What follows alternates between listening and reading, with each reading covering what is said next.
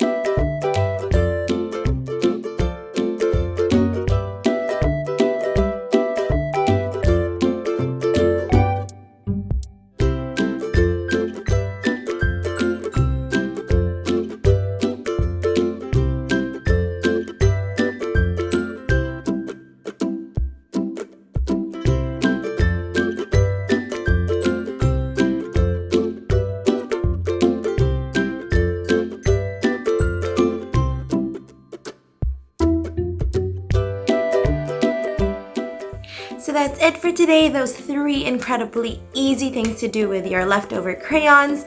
I absolutely love making the letter ones because we used it to talk about A and H because Raphael gets so confused with them still.